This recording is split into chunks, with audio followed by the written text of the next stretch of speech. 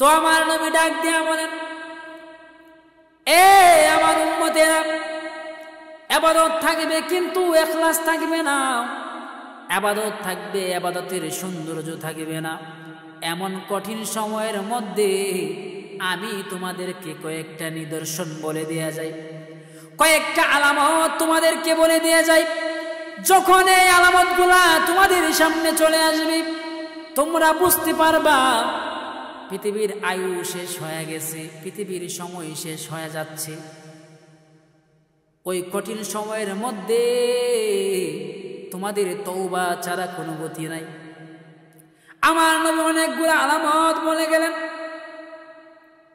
এর মধ্যে একটা আলামত হইল ইয়াতাকারাবুজ জামান, জামানা সংক্ষিপ্ত হয়ে যাবে, জামানা সংকীর্ণ হয়ে যাবে।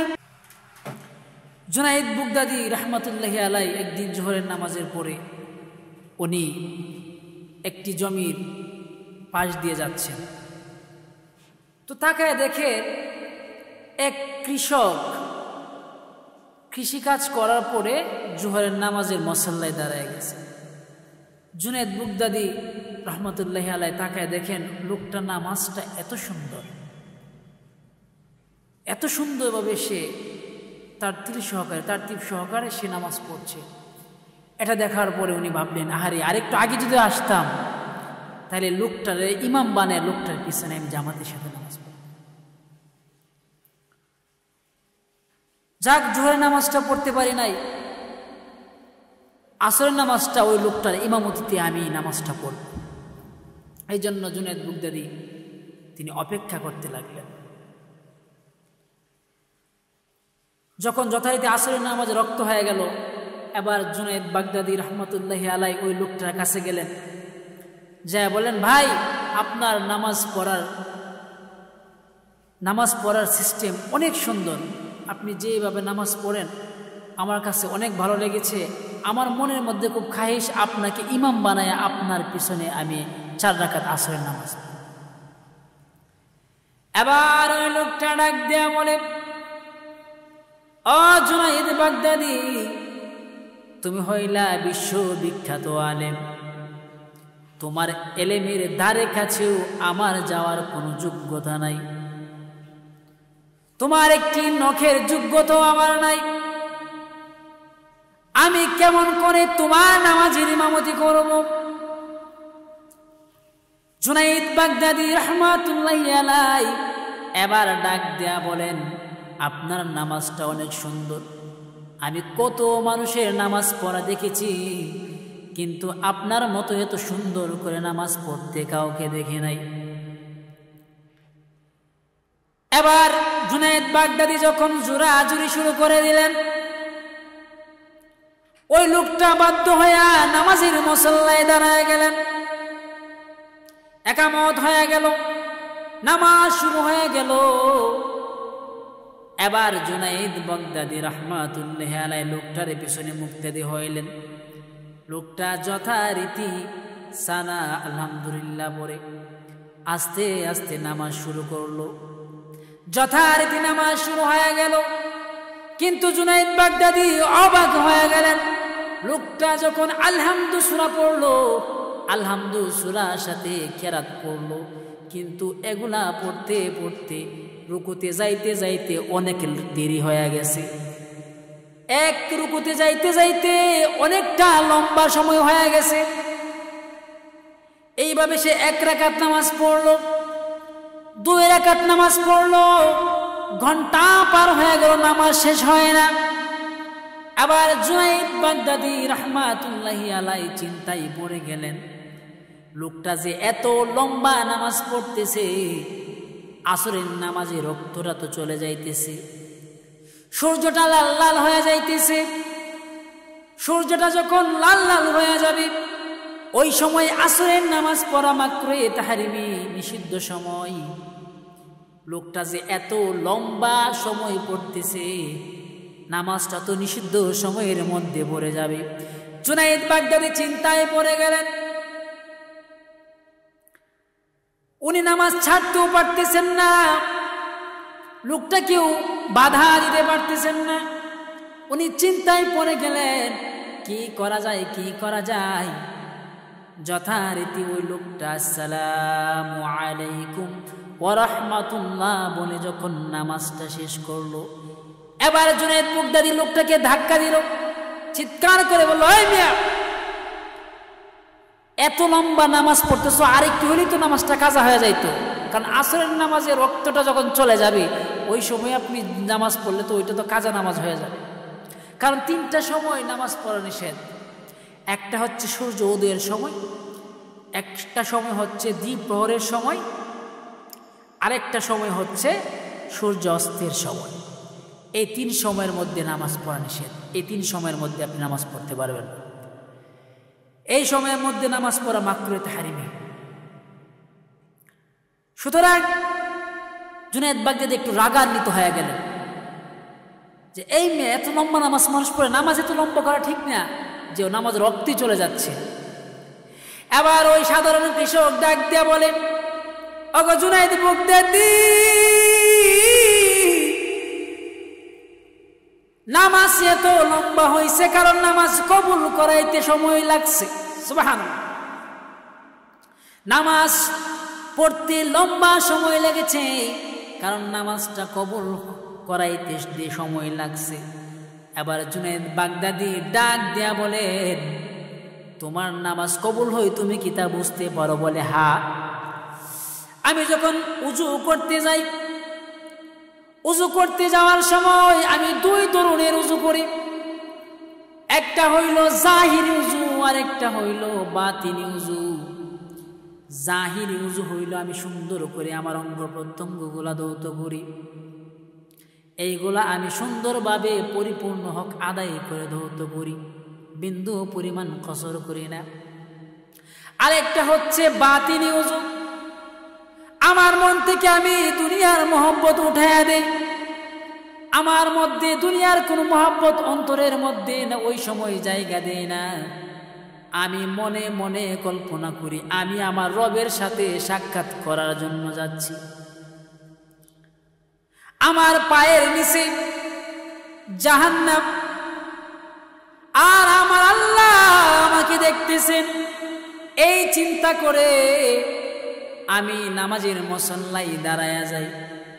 নামাজের মুসল্লায় দাঁড়ানোর পর আমি যখন আল্লাহু আকবার বলে তাকবীরে তাহরিমা বাঁধি, উপর থেকে যখন আমার ইলহাম আসে, উপর থেকে আওয়াজ যখন আসে, আমি যখন বুঝতে পারি আমার এই তাকবীরে তাহরিমা কবুল হয়েছে, আমি তখন আলহামদু সূরাতে যাই।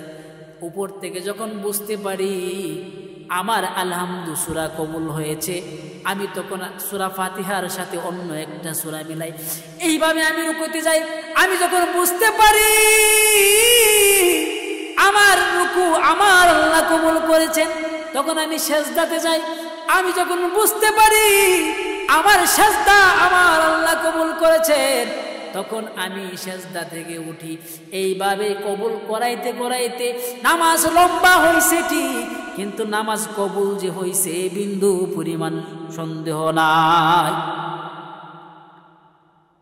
ওনারা কি নামাজ পড়েছেন আর আমাদের নামাজ, ওনাদের নামাজ আহা একদম জমিন থেকে আল্লাহর আরশ পর্যন্ত গিয়ে পৌঁছে যায়, আর আমাদের নামাজ ঘরের ছাদ পর্যন্ত ভাঙে না। তো আমার নবী ডাক দিয়া বলেন, এ আমার উম্মতেরা, ইবাদত থাকবে কিন্তু ইখলাস থাকবে না।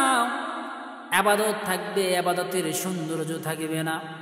এমন কঠিন সময়ের মধ্যে আমি তোমাদেরকে কয়েকটা নিদর্শন বলে দেয়া যায়, কয়েকটা আলামত তোমাদেরকে বলে দেয়া যায়।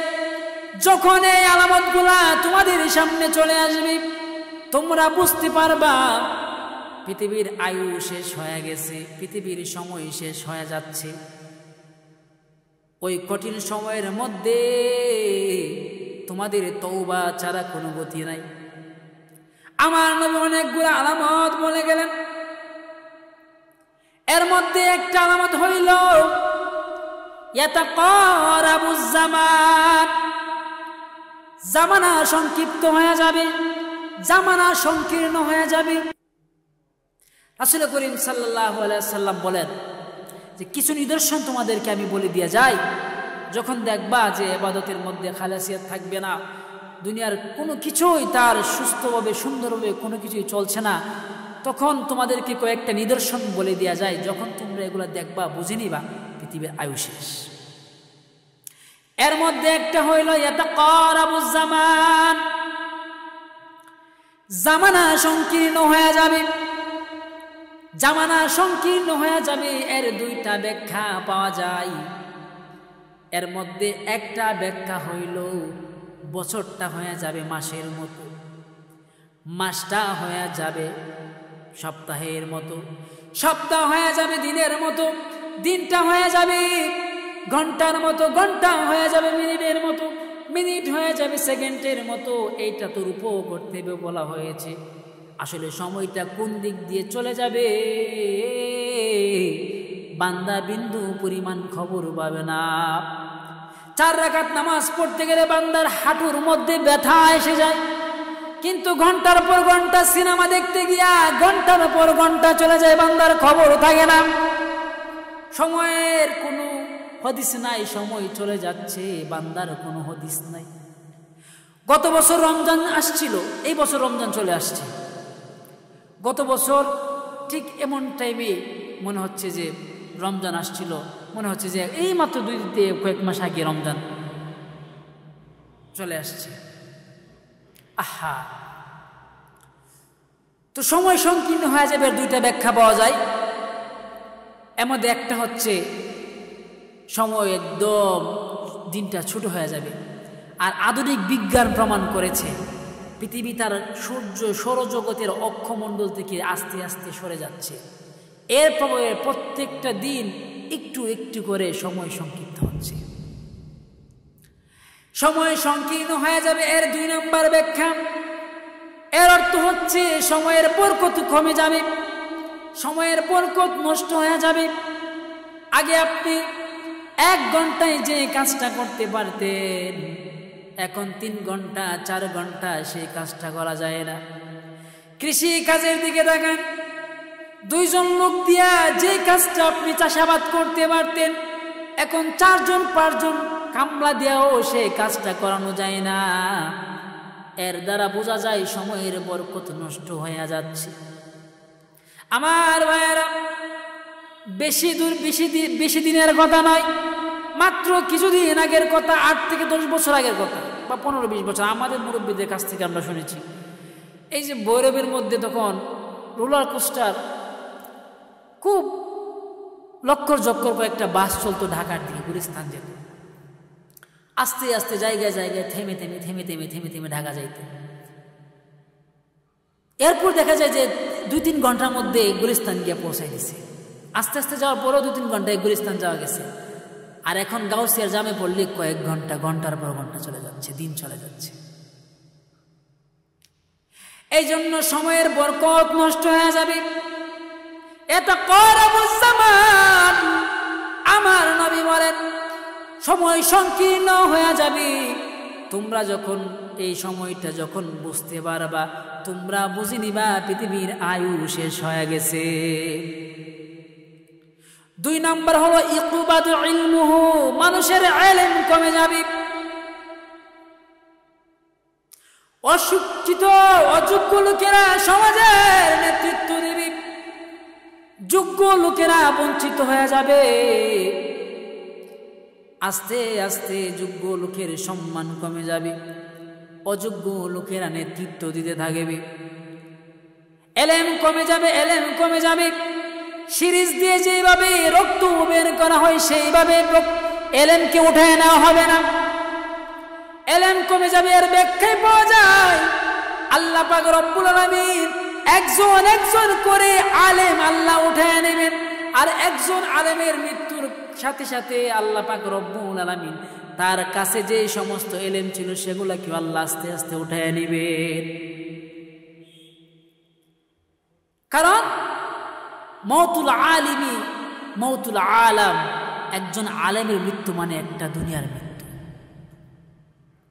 একটা সময় দেখা যাবে যে পৃথিবীর মধ্যে সকল আলেম ওলামার ইন্তেকালের মাধ্যমে এই দুনিয়াটা অশিক্ষিত বর্বর খুব নাজুক পরিস্থিতিতে পড়ে যাবে।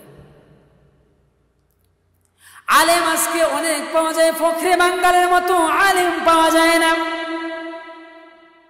আলেম আজকে অনেক আলেম পাওয়া যায়, কিন্তু বড় হুজুরের মতো আলেম পাওয়া যায় না। আলেম আজকে চারপাশে লক্ষ লক্ষ আলেম রয়েছে, কিন্তু মুফতি নুরুল্লাহ সাহেবের মতো আলেম পাওয়া যায় না। ওনারা ছিলেন এক একজন এলেমের জাহাজ। ওনাদের ইন্তেকালের মাধ্যমে ওনাদের এলিম গুলাও দুনিয়া থেকে চলে গেছে, ওনাদের সাথে করে কোমরের মধ্যে চলে গেছে। ওনাদের মতো নতুন করে আর আলেম তৈরি হয় নাই। আহমদ শফি সাহেবের মতো আলেম নতুন করে আর তৈরি হয় নাই। জুনায়েদ বাবু নগরীর মতো আলেম আর তৈরি হয় নাই। এই জন্য আল্লাহ পাক রব্বুল আলামিন এই আলেমদের ইন্তেকালের মাধ্যমে এলেমকে আস্তে আস্তে উঠায় নেবেন। আমার নবী বলেন, এ আমার উম্মত, তোমরা কান খুলে শুনে রাখো, তোমরা যখন দেখবা ইকবাদু ইলমুহু, এলেম যখন কমে যাবে, অযোগ্য লোকেরা যখন বড় বড় জায়গায় বসে থাকবে, তোমরা বুঝে নিবা পৃথিবীর আয়ু কমে গেছে। অযোগ্য লোকেরা সব জায়গায় থাকবে। 3 নাম্বার হইল ইয়াজহারুল ফিতান, ফিতনা বেড়ে যাবে। ফিতনা প্রচুর পরিমাণ বেড়ে যাবে। ঘরে ঘরে ফিতনা ফাসাদ ছড়িয়ে যাবে, গুজব চারদিকে ছড়িয়ে ছিটিয়ে যাবে। আপনারা কয়েকদিন পর পর বিভিন্ন জিনিস, গুজব জিনিস দেখেন, কারণ বাংলাদেশ হইল সবচেয়ে বড় গুজবের দেশ। পদ্মা সেতুতে কেল্লা লাগে এই কথা বইলা বাংলাদেশে কিন্তু বেশ কয়েকজন মানুষ মারা গেছে। লবণের গুজব তুইলা লবণের দাম বাড়াই দিছে। পেঁয়াজের গুজব তুলে পেঁয়াজের কেজি 200 টাকার উপরে ছাড়াই গেছে। এইভাবে প্রতিনিয়তই বিভিন্ন গুজব ফিতনা চারপাশে ছড়িয়ে যাচ্ছে। এইভাবে প্রতিনিয়তই বিভিন্নভাবে ফিতনা ছড়িয়ে যাবে। মানুষ ফিতনা থেকে বাঁচার জন্য শহর থেকে গ্রামের মধ্যে আসবে। গ্রামের মধ্যে আইসা দেখবে গ্রামের মধ্যেও ফিতনা। গ্রাম থেকে বাঁচার জন্য সে তার মহল্লার মধ্যে প্রবেশ করবে। মহল্লার মধ্যে আসার পর সে মহল্লার মধ্যে আসার পর দেখবে মহল্লার মধ্যেও ফিতনার ছড়াছড়ি। মহল্লা থেকে বাঁচার জন্য ঘরের মধ্যে যখন যাবে তখন দেখবে ঘরের বিবির সাথে খাটের মধ্যেও ফিতনা। আজকে ফিতনার কারণে প্রচুর সংসার ভেঙে গেছে। শয়তান সবচাইতে বেশি খুশি হয় একটি সংসার যখন ভেঙে দেয়। শয়তান সবচাইতে বেশি আনন্দিত হয় কোনো মুসলমানের সংসার যখন সে ভেঙে দিতে পারে। এজন্য কখনোই ফিতনার কবলে পড়ে, পরকীয়ায় পড়ে নিজের সংসারে আগুন দিবেন না। একটা সময় আফসোস করা লাগবে, সবাই আফসোস করবে। এই জন্য বলে ইয়াজহারুল ফিতান, ফিতনা বেড়ে যাবে, জায়গায় জায়গায় গুজব রটে যাবে। আমার নবী বলেন, যখন তোমরা দেখবা ফিতনা বেড়ে গেছে তখন বুঝে নিবা পৃথিবীর আয়ু কমে গেছে। 4 নাম্বার হইল ইউজহারুল কতল, হত্যা বেড়ে যাবে। যে মারা যাবে সেও জানবে না কেন তাকে মারা হচ্ছে, যে মারবে সেও জানবে না তাকে কেন মারা হচ্ছে। বরং গুজবের ঠেলায় মানুষ পেঁয়াজ যেভাবে কাটে সেইভাবে সে হত্যা করবে মানুষকে। কিছুদিন আগের ঘটনা, ঢাকা বিশ্ববিদ্যালয়ের মধ্যে তুফাজ্জল নামে একটা মানসিক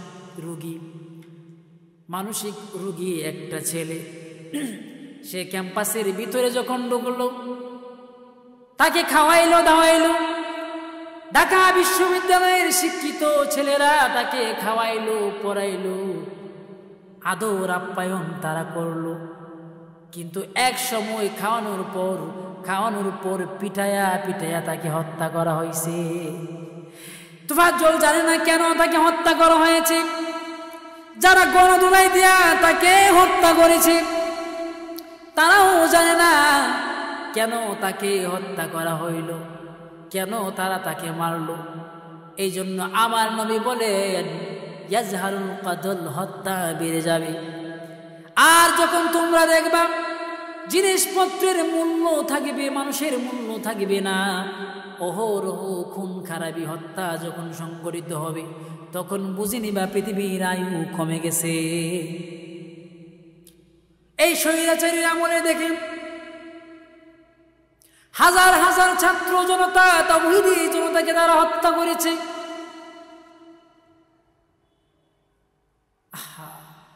মূর্তির দাম রয়েছে, ভাস্কর্যের মূল্য রয়েছে, মুসলমানের প্রাণের কোনো মূল্য নাই।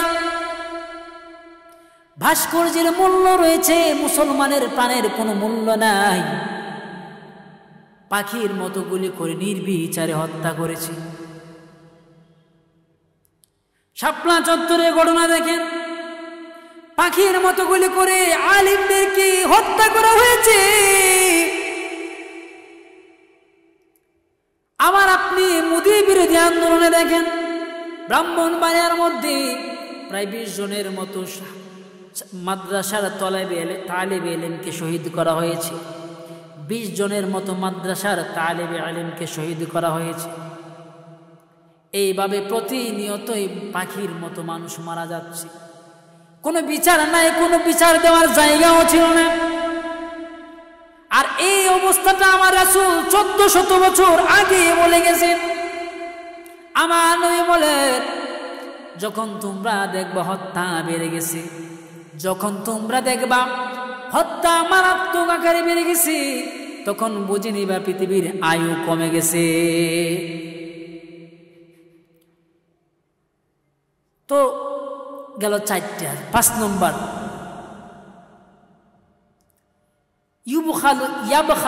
ইয়াবখালুন নাস, মানুষ বকিল হয়ে যাবে, কৃপণ হয়ে যাবে।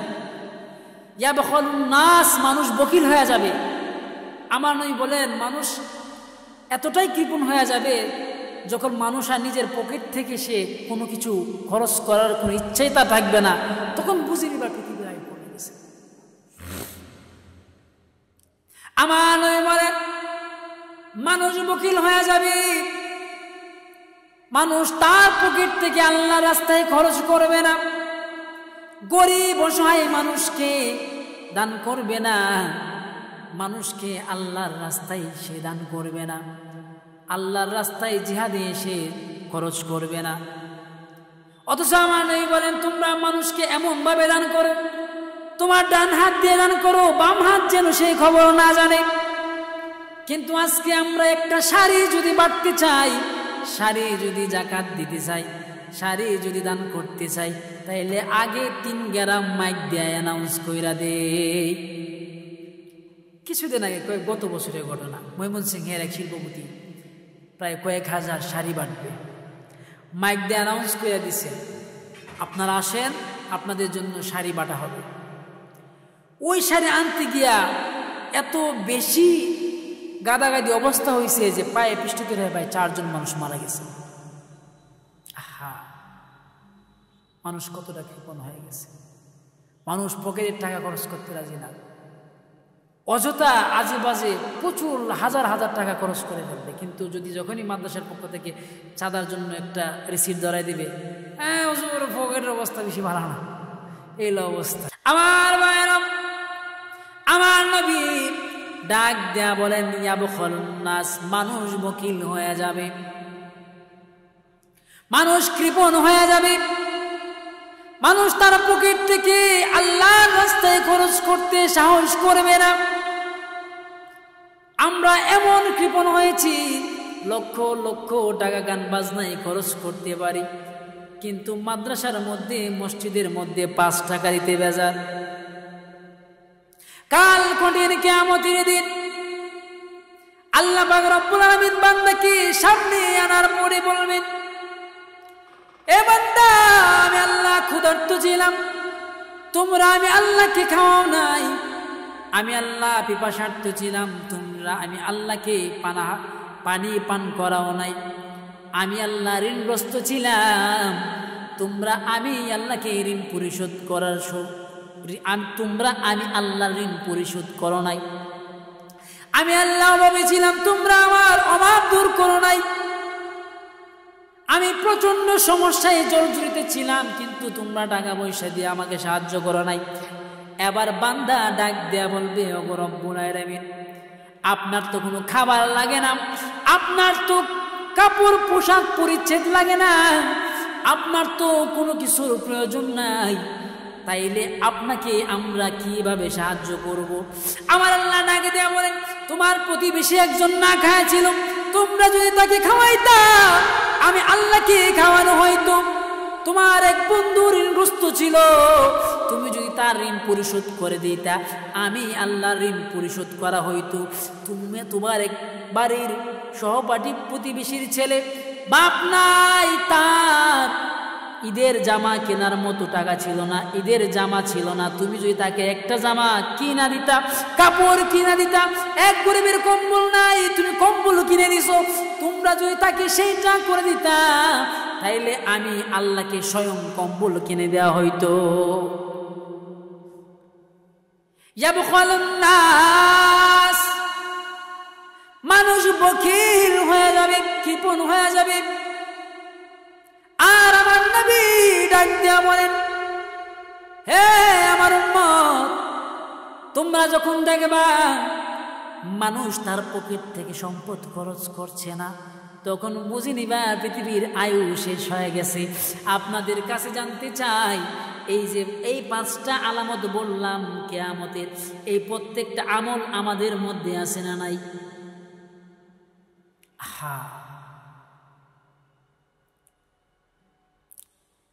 এই জন্য ভাইরা আমার তওবা করতে হবে। আমার নবী বলেন, যখন তোমরা এই আলামতগুলো দেখতে পাইবা তোমরা তওবা করবা, তোমরা তওবা করে আল্লাহর কাছে সাহায্য চাইবা, আল্লাহর কাছে পানা চাইবা। তওবার মতো তওবা যদি করতে পারো আমার আল্লাহ তোমাদেরকে হেদায়েতের রাস্তা দেখায় দিবে। আরবের মধ্যে কিফিল নামে একটা লোক ছিল, দেখেন তওবাটা কেমন ভাবে করতে হবে, সে কিভাবে তওবা করছে। কিফিল নামে একজন লোক ছিল, সে সারাদিন মদ আর নারী নিয়ে পড়ে থাকতো। প্রত্যেক দিন রাত্রে যখন সন্ধ্যা হয়ে যাইত,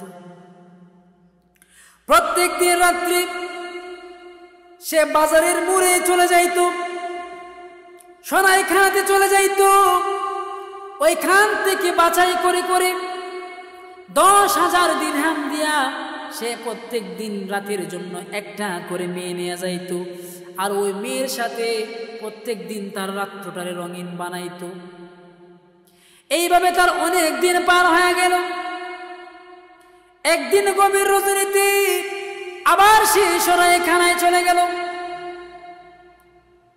মাতলামি করতে করতে সরাইখানায় যাওয়ার পর ওইখানে যাইয়া দেখে একটা মেয়ে দাঁড়ানো আছে। ওই মেয়েটারে বলে, আজকে রাতের জন্য তুমি কি আমার সাথে আমার রুমে যাইবা? ওই মেয়েটা বলে, আমি যাব যদি আমাকে তুমি 10,000 স্বর্ণ মুদ্রা দাও। কিফিল বলল, ঠিক আছে, আমি 10,000 স্বর্ণ মুদ্রা দিব।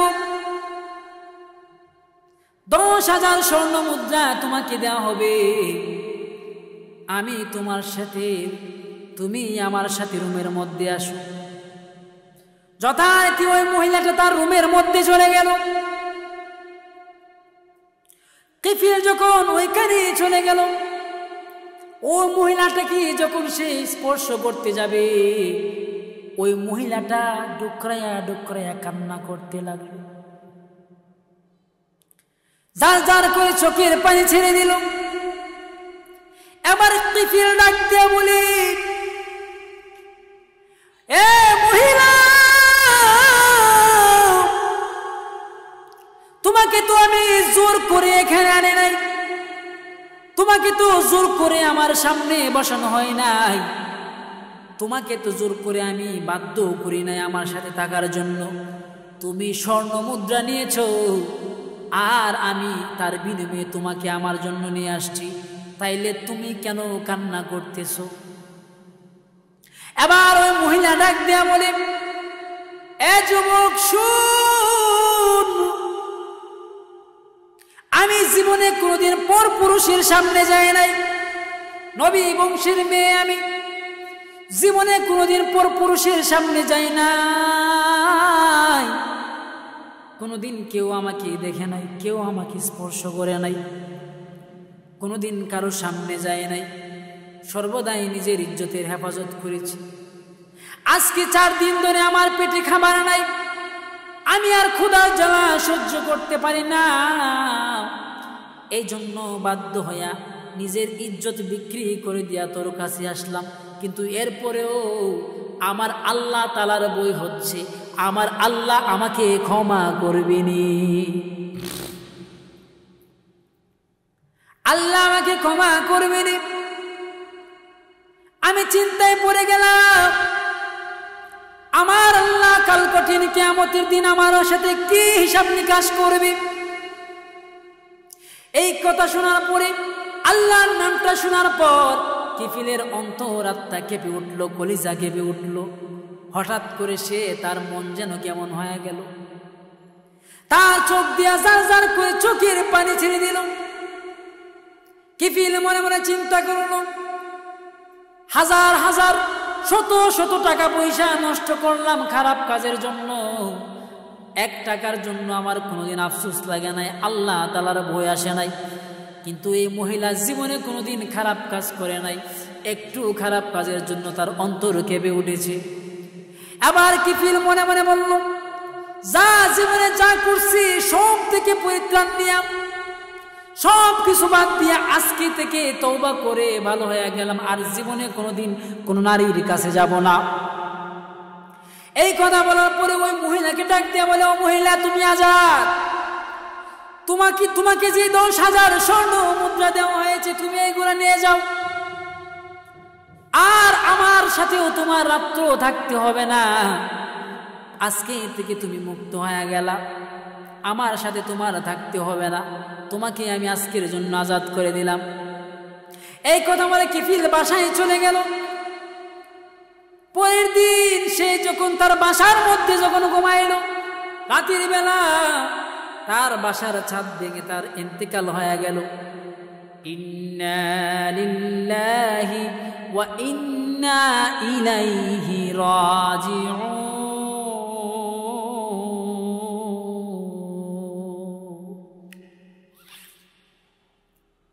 কিফিলের মৃত্যু হয়ে গেল। পাড়া প্রতিবেশী সকলেই বলা বলি করতে লাগলো, কিফিল লোকটা ছিল খুব খারাপ মানুষ, কোনদিন ভালো কাজ করে নাই, সারাদিন মদ আর নারী নিয়ে পড়ে রয়েছে, এই জন্য আল্লাহ তাআলা তাকে আযাব দিয়া হয়তো তাকে হত্যা মেরে ফেলেছে। সারাদিন মদ আর নারী নিয়ে পড়ে রয়েছে, কোনদিন ভালো কাজ করতে দেখে নাই। এই লোকের উপর ছাদ ভেঙে পড়তো নাকি, পালা মানুষের উপর পড়তো, সবাই বলা বলি করতেছি। কিন্তু আল্লাহ পাক রব্বুল আলামিনের কুদরত বোঝা যায় না। সবাই যখন এই কথা বলা বলি করতেছে, হঠাৎ করে দরজার মধ্যে লেখা উঠলো, কদ গাফারাল্লাহু আলাল কিফিল, আল্লাহ তাআলা কিফিলকে মাফ করে দিয়েছে।